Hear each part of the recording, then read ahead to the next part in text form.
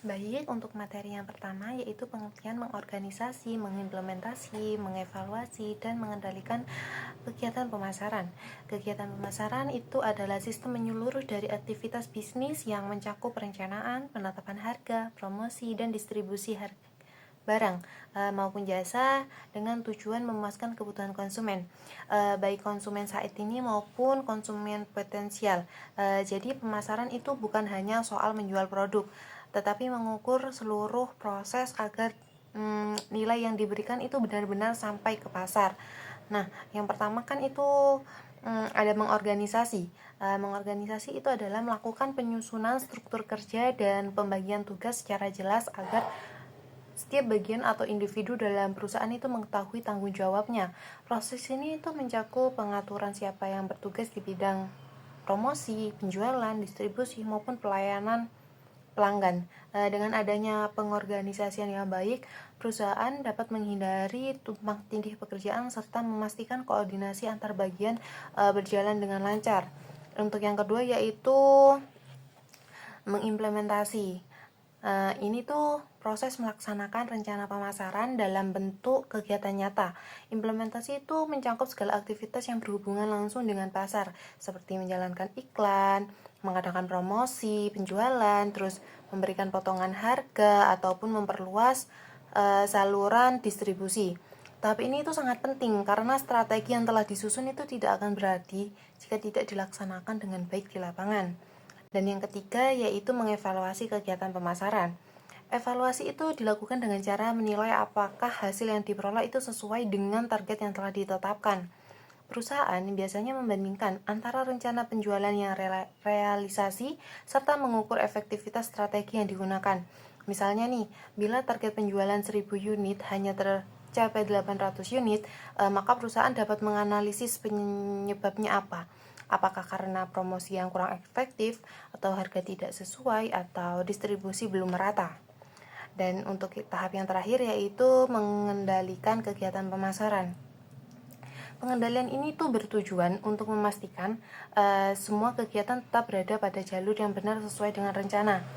Ketika ditemukan adanya penyimpangan atau ketidaksesuaian, perusahaan itu harus segera mengambil langkah korektif. Misalnya, jika biaya promosi melebihi anggaran, maka strategi promosi perlu disesuaikan. Atau jika penjualan tidak mencapai target, maka perusahaan itu perlu mengganti strategi pemasaran yang lebih tepat. Dengan adanya pengendalian yang baik, perusahaan dapat menjaga agar tujuan pemasaran tetap tercapai secara efektif dan efisien. Terima kasih. Oke, perkenalkan nama saya Sanjana Maulana Ishak dengan NIM 24081020129. Kali ini saya akan membahas tentang pengorganisasian dalam kegiatan pemasaran. Nah, dalam kegiatan pemasaran ini diperlukan pengorganisasian agar aktivitas dalam kegiatan pemasaran dapat berjalan dengan efektif. Dengan pengorganisasian, tugas dapat dibagi sesuai dengan keahlian, kemudian koordinasi antar bagian menjadi lebih terarah, wewenang dan tanggung jawab yang jelas, serta penggunaan sumber daya yang lebih efisien. Hal ini memastikan seluruh kegiatan pemasaran itu selaras dengan tujuan perusahaan yang telah ditetapkan mulai awal. Nah, mengapa sih dalam kegiatan pemasaran ini perlu adanya pengorganisasian? Yang pertama yaitu pembagian tugas yang jelas. Nah, setiap individu ini akan memiliki peran dan tugas, wewenang serta tanggung jawab sesuai masing-masing yang sesuai sehingga tidak terjadi tumpang tindih antar pekerjaan. Yang kedua yaitu efisiensi penggunaan sumber daya.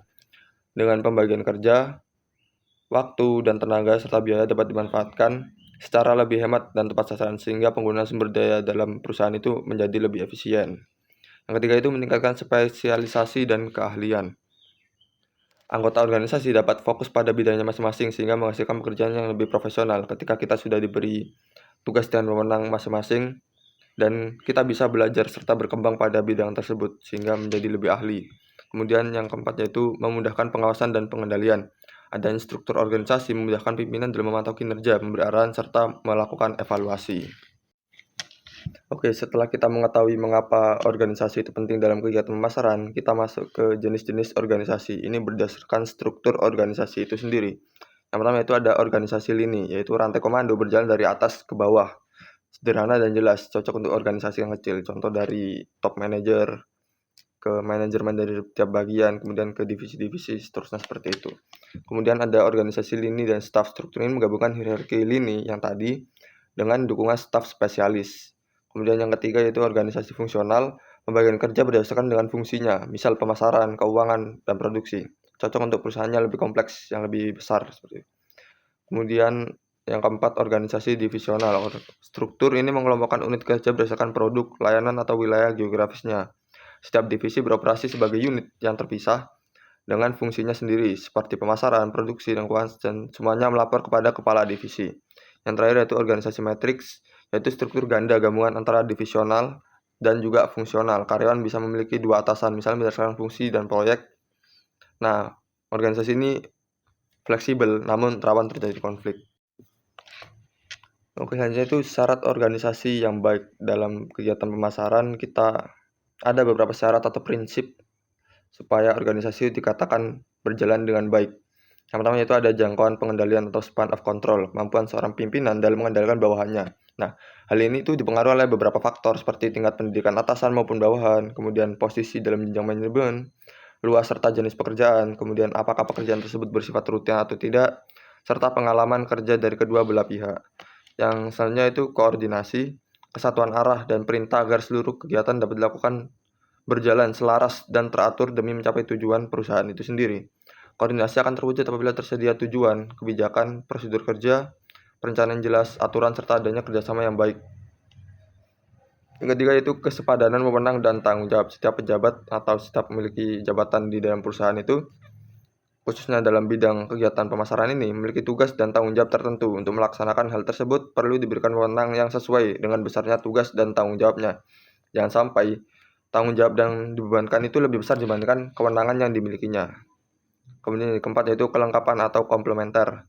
Dalam pemasaran berarti semua kegiatan aspek penting dalam pemasaran harus tercakup dan koordinasi agar tidak ada yang terlewatkan atau tumpang tindih, sehingga menciptakan sistem pemasaran yang utuh dan efektif. Ini memastikan setiap fungsi pemasaran yang diperlukan seperti riset pasar, perencanaan, promosi, dan distribusi itu memiliki tanggung jawab yang jelas dan dilaksanakan secara sinergis untuk mencapai tujuan pemasaran. Nah, yang kelima yaitu tidak terdapat tumpang tindih, atau overlapping. Nah, maksudnya ini kekaburan tugas atau tanggung jawab, misalnya kayak tumpang tindih, tugasnya tidak jelas seperti itu, akan menimbulkan kebingungan dalam organisasi yang dapat menyebabkan pengalihan atau penggeseran tanggung jawab, kemudian menjadi tidak efisien, serta potensi masalah dan konflik antar anggota karena tugasnya tumpang tindih. Yang keenam, pengawasan internal atau internal control, merujuk pada serangkaian kebijakan dan prosedur yang dirancang untuk menciptakan sistem saling mengawasi dalam sebuah organisasi. Konsep ini memastikan tidak ada satu individu yang mengendalikan seluruh proses penting, melainkan tugas-tugas seperti pelaksanaan transaksi, otorisasi, dan catatan yang dipisahkan untuk menjaga kesalahan dan kecurangan, serta memastikan keandalan dan lebih efektivitas. Yang terakhir itu kelanggengan atau continuity, adalah upaya untuk memastikan bahwa sebuah organisasi dapat terus bertahan dan beroperasi dalam jangka waktu yang lama, melampaui periode jangka pendek, serta dapat mempertahankan keberadaan secara berkelanjutan. Baik, perkenalkan nama saya Gudeliva Yuningarimbi dengan akhiran NIM 1174. Selanjutnya, kita akan membahas tentang cara mengimplementasi kegiatan pemasaran secara efektif. Nah, tadi kan udah disinggung tuh apa pengertian dari implementasi. Selanjutnya ini bagaimana sih penerapan implementasi itu dalam pemasaran. Ada beberapa langkah atau tahap. Yang pertama yaitu adalah analisis pasar dan target audiens. Kita harus memahami kebutuhan dan kondisi pasar saat ini. Selain itu, kita juga perlu mengetahui kelebihan maupun kekurangan dari pesaing atau kompetitor kita, serta celah pasar apa yang dapat kita manfaatkan. Nah, kita bisa menggunakan analisis SWOT, yaitu Strengths, Weakness, Opportunities, and Threats. Lalu ada identifikasi target konsumen. Nah, ini udah pasti ya, kita itu harus mencari tahu terlebih dahulu atau menargetkan terlebih dahulu produk atau layanan yang kita berikan ini nanti itu akan kita targetkan kepada siapa. Nah, kita bisa membuat persona pelanggan untuk mengetahui demografi, yaitu umur, jenis kelamin, pendapatan, pendidikan, dan lain sebagainya. Ada juga psikografi, yaitu gaya hidup, nilai dan minat, ada juga kebiasaan pembelian, frekuensi, preferensi, dan lain sebagainya. Lalu yang kedua itu adalah tentukan unique selling proposition atau disingkat jadi USP. Nah, USP ini merupakan nilai unik yang membedakan produk atau layanan dari perusahaan kita dengan kompetitor atau perusahaan lain di bidang yang sama. Nah, dengan memberikan nilai atau keunikan daripada yang lain itu akan menjadi nilai tambah atau dapat dijadikan fokus utama oleh perusahaan dalam strategi pemasaran perusahaan. Lalu yang ketiga ada buat rencana pemasaran yang terperinci, yaitu yang pertama adalah menetapkan tujuan yang spesifik. Nah, kita itu harus spesifik menetapkan tujuan yang ingin dicapai itu seperti apa, peningkatannya bagaimana, penjualannya bagaimana, kesadaran akan merek dari perusahaan kita bagaimana, maupun akuisisi pelanggannya akan seperti apa. Lalu ada menentukan langkah-langkah untuk mencapai tujuan yang telah ditetapkan seperti kampanye iklan, penawaran promosi, atau kolaborasi dengan influencer. Lalu ada membuat anggaran dengan menentukan berapa banyak biaya yang akan dialokasikan dalam proses pemasaran.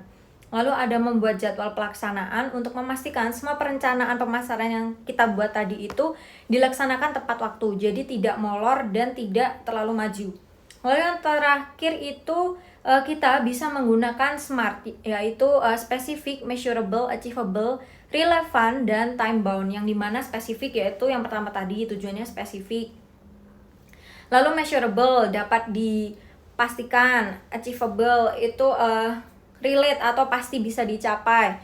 Lalu relevan dengan tujuan kita. Lalu time bound itu ya jangka waktu yang sudah ditetapkan itu tadi. Nah, selanjutnya itu adalah memilih saluran pemasaran yang tepat. Saluran pemasaran ini merupakan media yang kita gunakan untuk berkomunikasi dengan pelanggan atau cara perusahaan atau media perusahaan menyampaikan pesan kepada konsumen maupun pelanggan. Dengan menggunakan riset tadi, kita itu dapat memilih media pemasaran yang efektif agar dapat menjangkau pelanggan dengan mudah. Nah, biasanya itu kita bisa menggunakan media sosial seperti Instagram, TikTok, Twitter, Facebook, LinkedIn, atau juga ada SEO dan konten marketing yaitu blog, artikel, ataupun optimasi mesin pencari, ada juga email marketing, newsletter, dan promosi via email, ataupun juga ada iklan berbayar seperti di Google Ads, Facebook Ads, dan iklan-iklan di platform lain. Selanjutnya adalah pelaksanaan implementasi. Nah, ini adalah puncaknya atau bagian dari eksekusi dari semua perencanaan yang telah kita buat tadi. Nah, pada tahap ini itu kita harus memastikan semua langkah-langkah itu berjalan sesuai yang sudah ditetapkan dan memastikan semua tim maupun karyawan yang berkontribusi itu memahami tugas dan tanggung jawabnya masing-masing, karena pada tahap ini itu semua rencana yang kita buat tadi itu akan diwujudkan seperti pemasaran konten, yaitu membuat konten yang tidak hanya menjual barang ataupun jasa tetapi juga memberikan nilai, dapat berupa artikel, blog, video tutorial, maupun kita juga dapat membuat podcast dengan memecahkan pertanyaan atau masalah dari konsumen. Nah, dengan membuat konten yang berkualitas, maka akan membangun kepercayaan dari konsumen dan meningkatkan otoritas perusahaan. Lalu kita juga akan melaksanakan pemasaran digital seperti memanfaatkan strategi digital seperti SEO yaitu Search Engine Optimization untuk meningkatkan visibilitas di mesin pencari, pemasaran media sosial untuk membangun komunitas dan interaksi, dan email marketing untuk menjaga hubungan dan pengiriman penawaran personal. Lalu yang terakhir itu ada menjalin hubungan. Dengan membangun hubungan yang kuat dan personal dengan pelanggan seperti menanggapi komentar dan pertanyaan dari pelanggan dengan cepat maupun personalisasi pengalaman pelanggan menggunakan data yang telah dimiliki oleh perusahaan.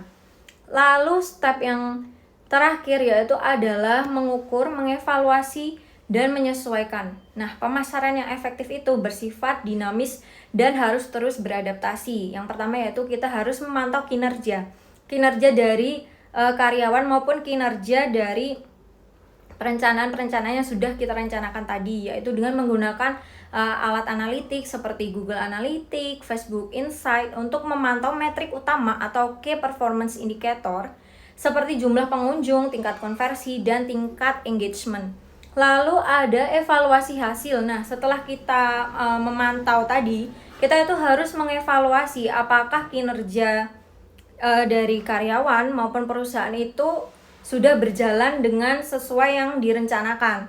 Apakah perencanaannya sudah terwujud sesuai skema yang telah dibuat atau justru keluar dari skema yang sudah kita buat.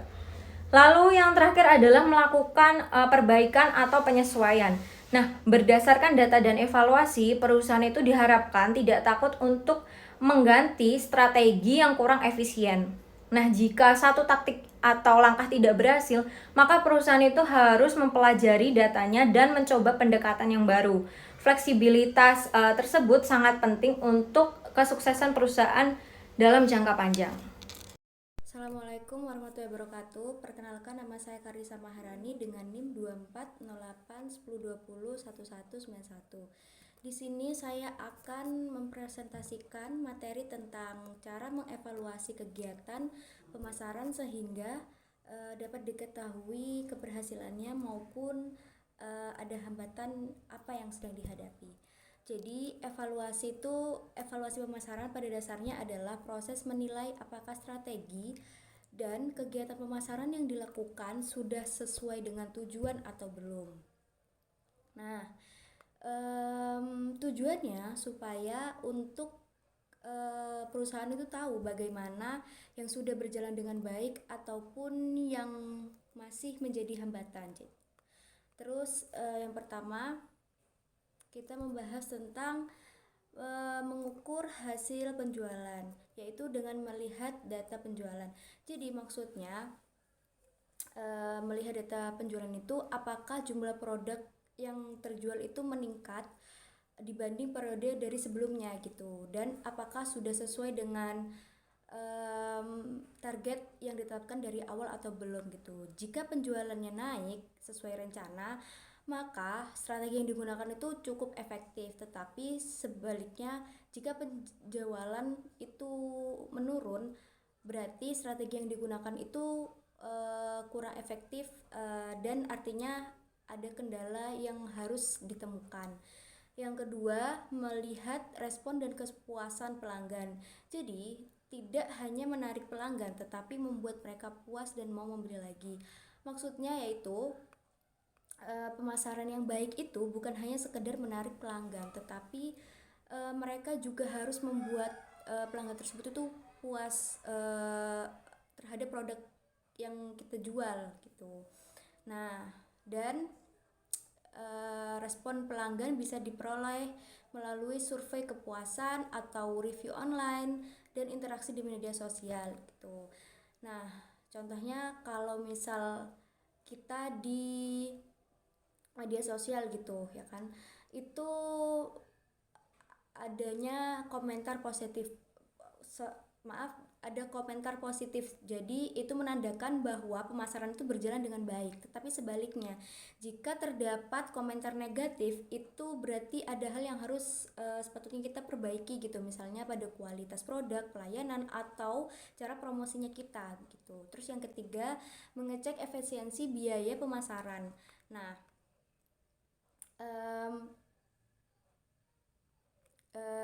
di sini yaitu mengevaluasi dengan menghitung apakah biaya yang dikeluarkan sebanding dengan hasil yang sudah didapat.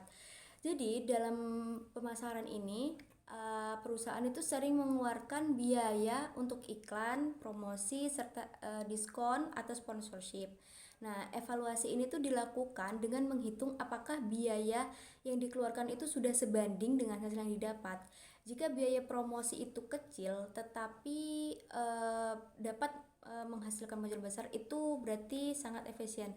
Tetapi jika kalau biayanya besar tapi penjualannya biayanya kecil, itu berarti tidak efektif atau kurang gitu. Terus selanjutnya ada menganalisis pangsa pasar dan persaingan, yaitu perusahaan perlu melakukan pemantauan. Jadi selain melihat penjualan, perusahaan juga perlu memantau apakah jumlah pelanggan itu bertambah dan apakah posisi produk itu semakin kuat di pasar tersebut gitu. Jadi evaluasi ini itu juga melihat gerakan pesaingnya, apakah mereka lebih unggul atau justru tertinggal gitu. Jika banyak pelanggan mulai beralih ke pesaingnya, artinya ada kelemahan yang harus segera diperbaiki begitu. Terus yang kelima yaitu mengidentifikasi hambatan yang dihadapi. Perusahaan ini bisa menemukan apa saja kendala yang muncul. Jadi maksudnya itu dari semua data tadi yang saya bahas tadi, perusahaan ini bisa menemukan apa saja kendala yang muncul gitu. Nah, hambatannya itu juga bermacam-macam. Jadi ada dari promosi yang mungkin kurang tepat gitu. Terus ada media iklan yang dipakai tidak sesuai dengan target konsumen, terus mungkin harga yang kurang kompetitif, serta distribusi produk yang belum merata sehingga pelanggan itu sulit menjangkaunya gitu. Nah, terus yang terakhir yaitu membuat perbaikan dan rencana selanjutnya, yaitu dengan evaluasi bukan hanya untuk mengetahui kelemahan tetapi juga mencari solusi. Jadi maksudnya dari hasil analisis ini perusahaan itu bisa menentukan langkah apa saja yang harus dijalankan gitu atau dihentikan dan mungkin atau diperbaiki agar pemasaran berikutnya itu lebih berhasil gitu. Jadi evaluasi kegiatan pemasaran dapat dilakukan dengan mengukur hasil nyata dari penjualan, keuntungan pelanggan baru, serta mendengarkan respon pelanggan, membandingkan biaya dengan hasil, serta melihat posisi di pasar dan hambatan yang muncul. Nah, dari sana perusahaan itu bisa menilai apakah strategi tersebut itu sudah berhasil atau masih butuh perbaikan. Sekian dari saya, terima kasih. Oke, yang berikutnya yaitu cara mengendalikan kegiatan pemasaran yang efektif. Nah, sebelum masuk ke situ, kita mencari tahu dulu apa itu pengendalian pemasaran. Nah, pengendalian dalam manajemen pemasaran adalah proses memastikan bahwa seluruh aktivitas pemasaran yang telah direncanakan dan diimplementasikan berjalan sesuai dengan tujuan yang telah ditetapkan. Nah, fungsi ini itu berperan penting dalam memberikan umpan balik, mendeteksi penyimpangan, serta menjadi dasar dalam pengambilan tindakan korektif apabila ketidaksesuaian dengan target yang diharapkan. Nah, menurut Kotler dan Keller, pengendalian pemasaran merupakan serangkaian upaya untuk mengukur dan mengevaluasi hasil pemasaran, membandingkannya dengan standar dan melakukan tindakan perbaikan agar kinerja tetap berjalan sesuai dengan strategi perusahaan. Selanjutnya, pengendalian yang efektif itu dapat dilakukan melalui beberapa pendekatan. Nah, yang pertama yaitu penetapan standar kerja. Sebelum pengendalian berjalan, perusahaan harus menetapkan tolak ukur yang jelas. Nah, standar tersebut dapat berupa target penjualan, pangsa pasar, tingkat kepuasan pelanggan, hingga tingkat pengembalian investasi. Nah, dengan adanya indikator ini, manajer pemasaran memiliki acuan yang konkret dalam mengevaluasi pencapaian kegiatan pemasaran. Nah, yang selanjutnya adalah pengukuran dan pemantauan hasil. Setelah standar ditetapkan, langkah selanjutnya adalah mengukur hasil aktual. Nah, pengumpulan data dapat dilakukan melalui laporan penjualan, survei penjualan, sistem informasi pemasaran, maupun analitik digital. Nah, proses ini memungkinkan perusahaan untuk mengetahui kondisi real dan tingkat efektivitas strategi pemasaran yang dijalankan. Nah, pendekatan yang ketiga yaitu perbandingan dengan standar. Nah, hasil aktual kemudian dibandingkan dengan target yang telah ditetapkan. Apabila terdapat kesenjangan atau gap, maka hal tersebut menunjukkan adanya penyimpangan yang memerlukan perhatian manajemen. Misalnya, seperti penurunan tingkat kepuasan pelanggan atau biaya promosi yang melebihi anggaran dapat menjadi indikator adanya kelemahan dalam implementasi strategi. Nah, pendekatan yang terakhir yaitu tindakan korektif. Tindakan ini dapat berupa perbaikan strategi komunikasi pemasaran, penyesuaian bauran produk, perubahan harga, maupun evaluasi distribusi. Nah, Cravens dan Piercy menegaskan bahwa pengendalian tidak hanya bersifat reaktif, tetapi juga proaktif, yaitu dengan mengantisipasi potensi masalah melalui sistem monitoring berkelanjutan. Nah, dengan penerapan pengendalian yang terstruktur, perusahaan dapat menjaga agar strategi pemasaran tetap adaptif terhadap dinamika pasar dan kebutuhan konsumen. Lebih jauh, pengendalian yang efektif juga membantu pemasaran meminimalkan resiko, kerugian, dan memaksimalkan peluang pertumbuhan di masa depan.